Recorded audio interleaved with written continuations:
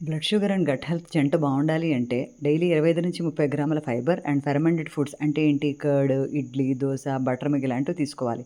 ఇలా తీసుకోవడం వల్ల ఇన్ఫ్లమేషన్ తగ్గుతుంది, డైజెషన్ ఇంప్రూవ్ అవుతుంది, కొలెస్ట్రాల్ తగ్గడానికి ఛాన్సెస్ ఉన్నాయి.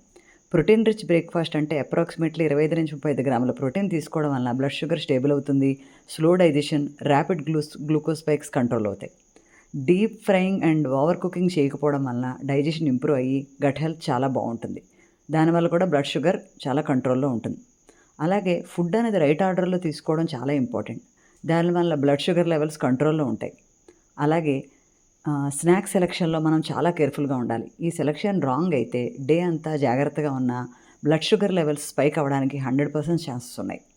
అలాగే రైట్ కుకింగ్ ఆయిల్ సెలక్షన్ చాలా చాలా ఇంపార్టెంట్. ఎందుకంటే బ్లడ్ షుగర్ మెయింటైన్ అవ్వాలి అంటే కుకింగ్ ఆయిల్ సరైన సెలెక్ట్ చేసుకోవాలి. Mono unsaturated fatty acids MUFA and PUFA poly unsaturated fats అంటారు. ఇవి బాగా రిచ్గా ఉన్న ఆయిల్స్ మన బాడీలో ఉన్న సెల్స్ ఇన్సులిన్ని బాగా అబ్జార్బ్ అయ్యేటట్టు చేయడం వలన బ్లడ్ షుగర్ లెవెల్స్ తగ్గే ఛాన్స్ ఉన్నాయి. అంటే మన ఆయిల్లో మ్యూఫా అండ్ ప్యూఫా ఉండాలి. అలా కాకుండా శాచురేటెడ్ ట్రాన్స్ ఫ్యాట్స్ ఉన్న ఆయిల్ ఎక్కువ ఉపయోగించడం వలన షుగర్ స్పైక్స్ అవ్వడం కాకుండా సీరియస్ హెల్త్ ప్రాబ్లమ్స్ వస్తాయి. అవి స్లోగా బ్లడ్ వెజల్స్ని, టిష్యూస్ని, ఆర్గన్స్ని డ్యామేజ్ చేస్తాయి. సో రైట్ ఆయిల్ చేసుకోవడం చాలా చాలా అవసరం. అలాగే వాటర్ని డైలీ సరైన క్వాంటిటీలో తాగడం వల్ల బ్లడ్ షుగర్ మేనేజ్ అవుతుంది. కిడ్నీస్ ఎఫెక్టివ్గా పనిచేసి ఎక్సెస్ షుగర్ని యూరిన్ ద్వారా బయటకు పంపిస్తాయి. మనం తీసుకునే ఆహారం స్లోగా తినడం వల్ల బ్లడ్ షుగర్ రెగ్యులేట్ అవుతుంది, బెటర్ డైజెషన్ అవుతుంది, ఎక్కువ తినడం తగ్గుతుంది అండ్ వెయిట్ మేనేజ్మెంట్కి హెల్ప్ అవుతుంది.